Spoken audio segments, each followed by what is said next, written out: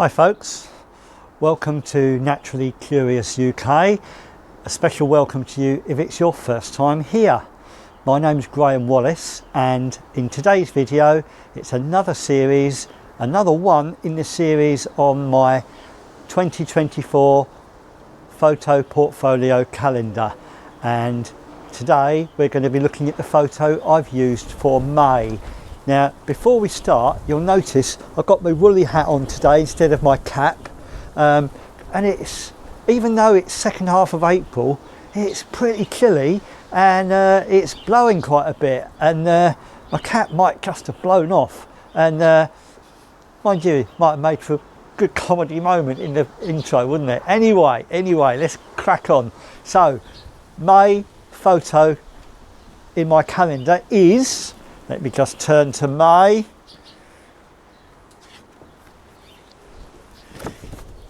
A cormorant in an alder tree.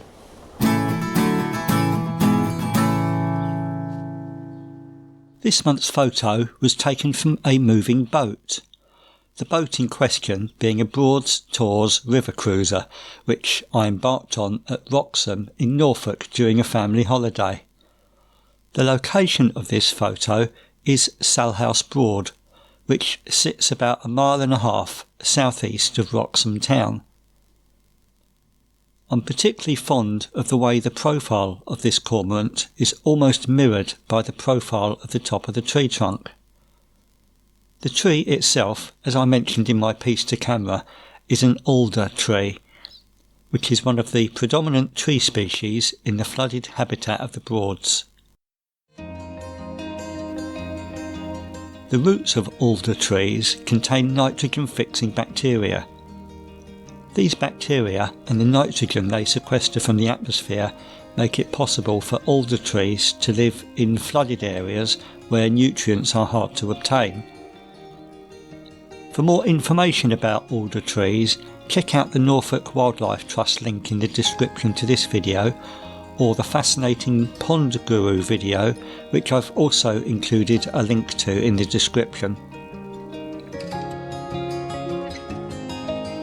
Turning to the animal subject in the photo, the cormorant is nowadays a common and familiar bird of inland waters here in the UK, but that wasn't always the case. In the first half of the 20th century, it was primarily a bird of the coast, only establishing significant inland populations in the later decades. It is a mainly black bird, measuring around 80 to 100 centimetres from beak to tail, with a wingspan of 130 to 160 centimetres. It has a somewhat prehistoric, almost reptilian look to it. Diet-wise for cormorants, it's pretty much fish all the way, and hence they are not popular with anglers or fishery managers. While digesting a meal, they will often be seen standing with wings outstretched, as in this photo I took at White Hart Lakes in Dagenham.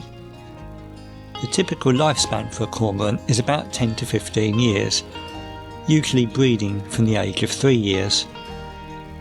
It's reckoned that about 9,000 pairs breed in the UK each year, with the winter population being around 65,000 individuals.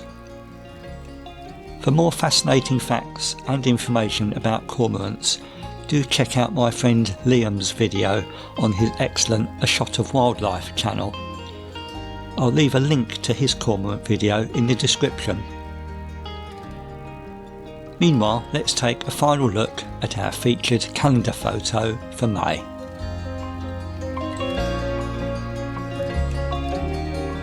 So that's my photo for May in my photo portfolio calendar for 2024. I hope you enjoyed that.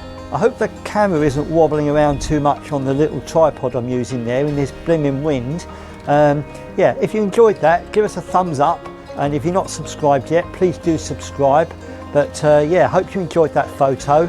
I love the way the shape of the tree sort of mirrors the profile of the cormorant as well.